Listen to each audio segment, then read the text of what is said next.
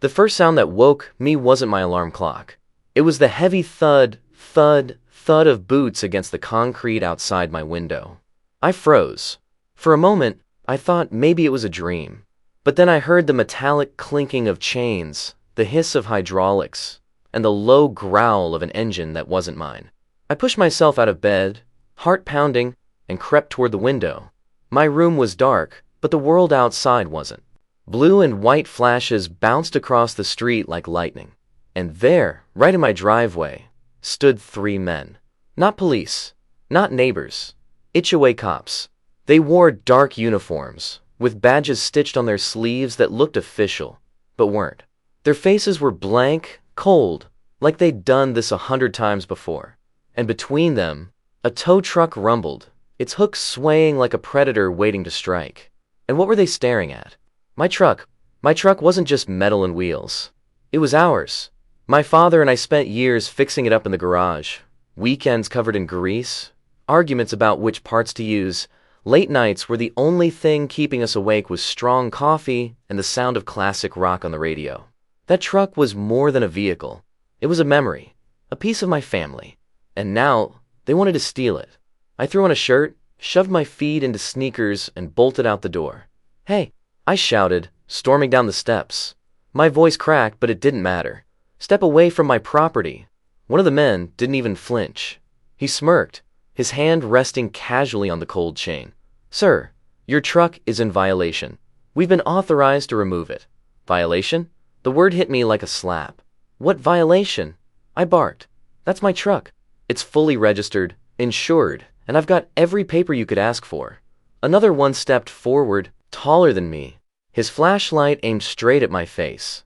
According to the HOA, oversized vehicles are not permitted to remain in driveways overnight. It blocks visibility. It disturbs aesthetics. It lowers property values. Oversized? Aesthetics? Was this a joke? That's when I saw it. A small crumpled paper taped crookedly to my mailbox. I ripped it off, the ink already smudged from the dew. How a notice of violation. Unauthorized vehicle. Unauthorized? This wasn't some abandoned junkyard pickup. This was my pride. My grip tightened around the paper. I wanted to laugh, scream, maybe even tear it to shreds right there. But I didn't. I just stood, staring at those men, realizing something chilling. This wasn't about my truck. This was about control. "Listen to me," I said, lowering my voice so it wouldn't crack. "If you touch it, I swear I'll..." Before I could finish, the smirking one cut me off. "You'll what?" "Break HOA rules again." The way he said it, calm, arrogant, like I was already guilty. Like no matter what I did, they'd win. I stepped between them and the tow truck. My hands were shaking, but I kept them at my sides. My father always said, courage isn't about not being scared. It's about standing anyway. So I stood. The men exchanged glances. For a moment, no one moved. The only sound was the engine, rumbling like a growl. Then, slowly, the one with the flashlight raised his hand. The tow truck driver hesitated, waiting for the signal. My heart thudded so hard I thought it might break my ribs. This was it. They were going to take it. They were going to hook the chain, drag it away, and I'd be left standing in the cold with nothing but a worthless slip of paper in my hand. But just then, a light flicked on across the street. A neighbor peeked out. Then another. Curtains shifted. Doors opened. One by one, people began to step outside, murmuring, watching. The HOA cops noticed. Their eyes darted around, uneasy. I knew right then, this wasn't over. Not by a long shot. But if they thought I was going to roll over and let them tow away my father shook like it was garbage. They had no idea who they were dealing with. I clenched the notice in my fist and said the words that made them freeze. "You're trespassing, and you'll regret it." The man paused. The tow truck's engine went quiet, and in that silence, with the whole neighborhood watching, something shifted. Not much. Not enough to stop them forever, but enough to know this battle had just begun. Back in index pointing right, if this was your truck, would you fight back against the HOA right then and there? Or let them tow it and battle them later in court? Drop your answer in the comments. I really want to know what kind of fighter you are. Because what I discovered the next morning inside that HOA office was darker than I ever imagined. The next morning, I barely slept. Every time I closed my eyes, I saw the chain dangling from that tow truck, swinging like a noose over my father's truck. By sunrise, I had made up my mind. I wasn't going to sit around and wait for them to come back. I was going to find out why. The HOA office was just a mile away, tucked inside a bland brick building that looked more like a dentist's office than the headquarters of a neighborhood empire. The parking lot was empty, except for two spotless SUVs, probably belonging to board members who lived off our fees. I walked inside. The air smelled like stale coffee and cheap perfume. Behind the counter sat a woman with hair so stiff it looked like it had been sprayed into place. Her smile was the kind that didn't reach her eyes. She tapped her long nails against the desk as if each second I stood there was stealing from her precious schedule. "I need to know why your men tried to tow my truck last night," I said, slamming the crumpled violation notice on the counter. She didn't even flinch. Instead, she tilted her head like a bird and said, "Page 237. My brow furrowed. "Page what?" Without another word, she reached under the counter and dropped a massive binder in front of me. The thing looked like it could hold the secrets of the Pentagon. Its cover read, HOA Rules and Regulations, updated 2018. I flipped through it. Hundreds of pages, each stuffed with legal jargon so twisted it could choke a lawyer. Finally, I found it. Page 237. The rule read, any vehicle deemed unsightly, oversized, or disruptive to neighborhood aesthetics may be subject to immediate removal by HOA authorities. Unsightly, oversized, disruptive. I read it again and again, each word stabbing deeper. These weren't laws. These weren't facts. These were opinions. And who got to decide what was unsightly? Them. Always them. My voice came out low, dangerous. So you're telling me you could just wake up one day and decide my truck is ugly, and that's enough to steal it? She didn't blink. Those are the rules you agreed to when you moved into this community. I almost laughed. Agreed? I had signed a stack of closing documents years ago, barely skimming the fine print. Who reads hundreds of pages of legal mumbo-jumbo when you're just trying to buy a home for your family? That's when it hit me. This wasn't about my truck. It was about power. The HOA wasn't protecting the community. They were controlling it.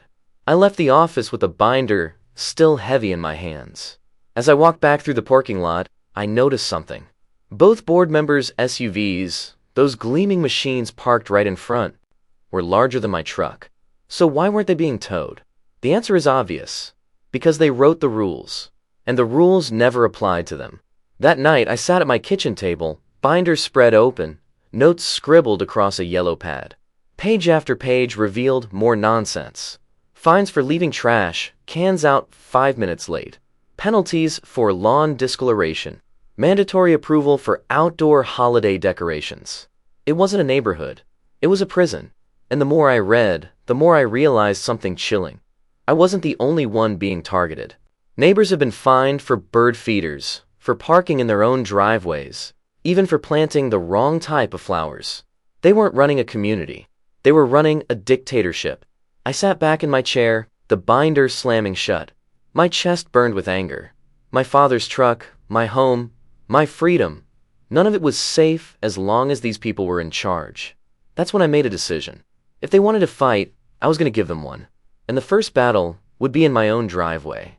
Back-end index pointing right, have you ever signed something you didn't fully read it and later regretted it? Tell me in the comments, because I think we've all been trapped by fine print at some point.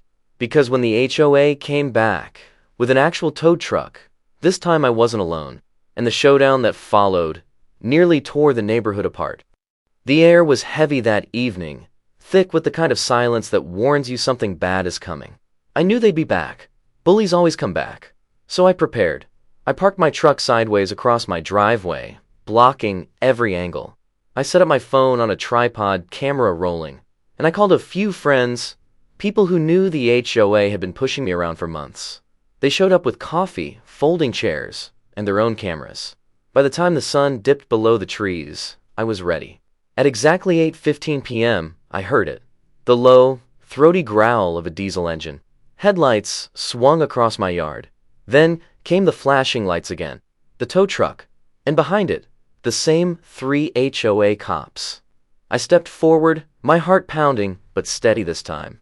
The tallest one barked, "Move the vehicle, sir." I crossed my arms. "No." His jaw tightened. "This is your final warning. Your truck is in violation of HOA code." I smiled, though my palms were sweaty. "This truck is mine, and so is this driveway. You're trespassing." The tow truck driver revved the engine, like he was itching to drag my truck away. One of the uniformed men walked up, chain in hand. But before he could get close, my best friend Mark shouted from the curb, "Hey, you're on camera. Step 1 foot closer, and that's illegal seizure of private property." The man froze. I wasn't the only one recording anymore. A half-dozen phones were pointed right at them. And then something happened I'll never forget. My neighbors, people I thought didn't care, people who usually shut their blinds and stayed quiet, started gathering. One by one, doors opened. Porch lights flicked on. Within minutes, a crowd had formed at the edge of my yard. At first, they whispered. Then they shouted, "Leave him alone. You can't do this. This is harassment." The HOA cops looked at each other, suddenly uneasy. They weren't used to resistance. The man with the chain sneered, "You think a mob is going to save your truck?" I stepped forward, my voice loud enough for the entire street. "No, but the law will. You touch this truck, and I'll sue you personally. Every one of you. And trust me, you'll lose." For a long moment, no one moved. The only sound was the idling tow truck. Then, click, the driver shut off the engine. The crowd erupted in cheers and claps. My chest filled with a rush of relief, so strong I almost laughed. But deep down, I knew this wasn't victory. Not yet. The HOA cops backed away, retreating into the shadows like hyenas denied a kill. But their eyes promised something. They'd be back. That night, after the crowd dispersed and my friends headed home, I sat on the hood of my truck under the quiet stars. For the first time in weeks, I felt a spark of hope, because I realized something powerful. They weren't as strong as they seemed. Their power only worked when people stayed silent. And now, the silence was broken. Back-end index pointing right. If you had been standing in that driveway, would you have stepped up and joined the fight, or stayed quiet on the sidelines? Be honest, I really want to know. Because when I dug deeper into the HOA's secrets, I uncovered something so shocking. It nearly destroyed the entire board. After that night, something inside me shifted.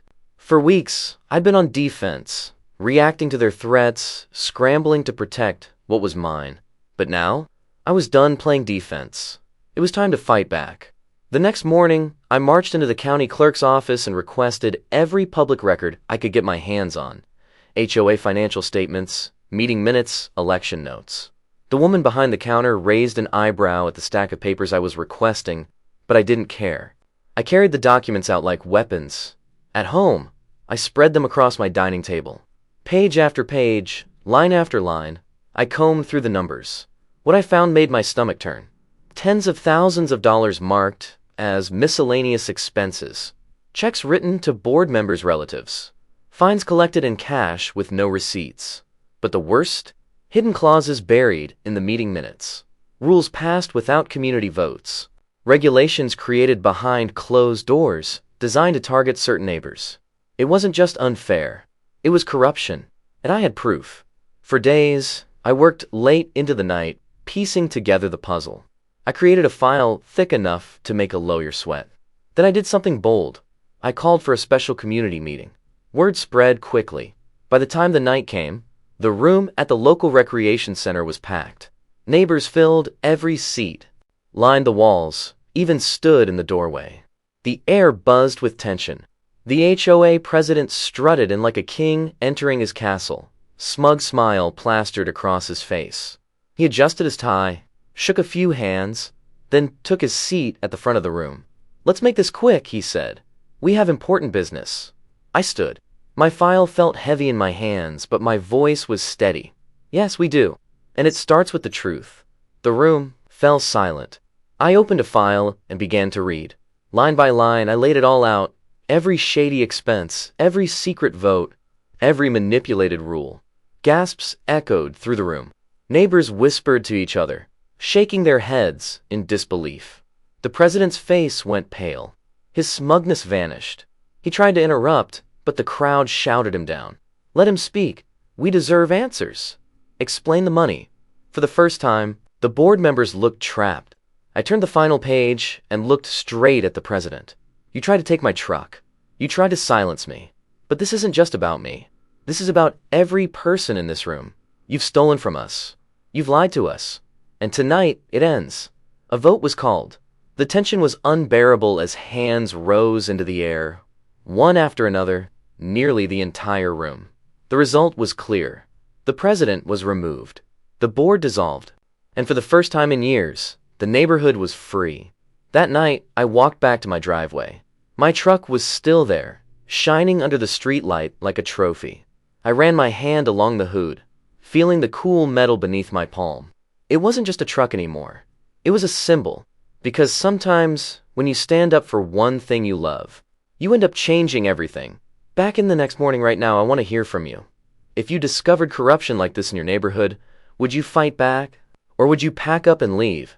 Comment below, because your answer might inspire someone who's living this nightmare right now. And if you want more true stories of standing up to bullies and winning, hit subscribe, because the next story I'm sharing is even crazier.